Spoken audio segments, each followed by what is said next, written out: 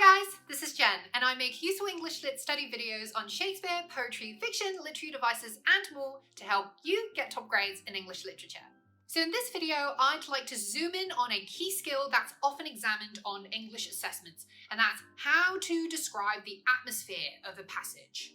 So the words tone, mood, and atmosphere often appear together, but they don't really mean the same thing, and it's important that we distinguish between them. So I've done a video explaining the difference between these three terms, and if you need a quick refresher, go ahead and click here. But in the next few minutes, I'll be showing you the 3 steps to describing the atmosphere of any passage effectively. So without further ado, let's get straight to it.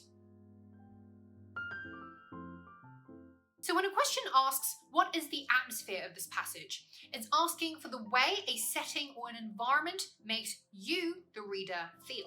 This means it's important that we A, know what the passage is primarily about, and B, what are the places and settings presented in the passage. So let's say, for instance, a passage describes a funeral ceremony at a church. Immediately, we know that it has something to do with the theme of death. So we'll start from here. The next step is to consider how people tend to feel towards a topic like death, and how they tend to behave in a place like a church. So death is often associated with sadness, and churches are usually solemn places where people observe silence, move about carefully, and conduct themselves in a respectable manner.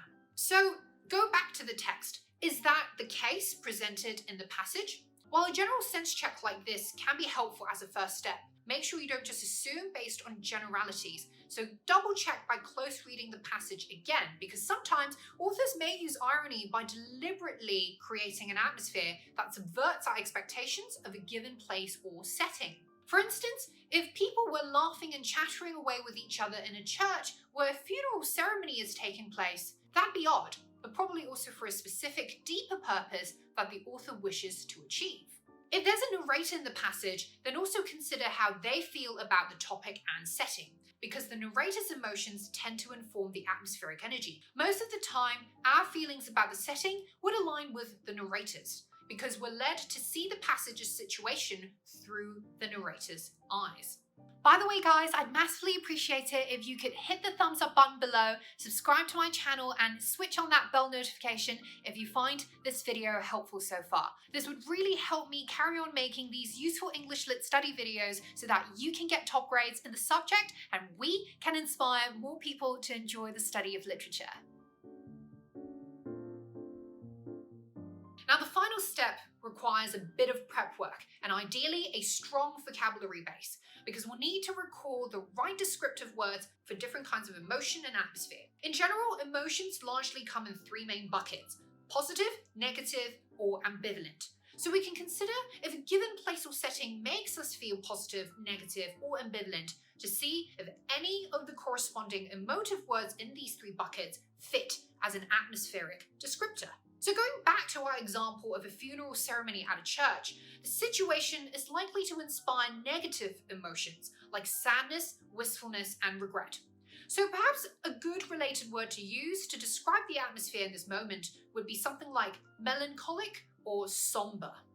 On the contrary, if we're reading a passage about carefree children frolicking in the meadows, which is a happy scene, then suitable words to describe its atmosphere may be something like cheerful, vivacious, or energetic.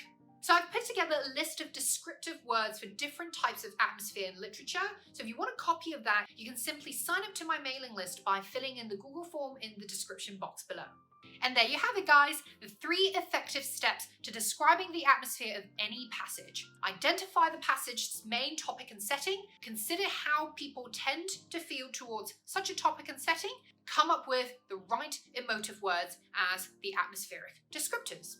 I hope this helps, and as always, please do hit the thumbs up button below and subscribe to my channel and switch on that bell notification so you never miss a top grade English Lit study video from me. You can also DM me over at my Instagram @hyperbolit, so make sure you follow me on there as well. And I'll see you guys in the next video.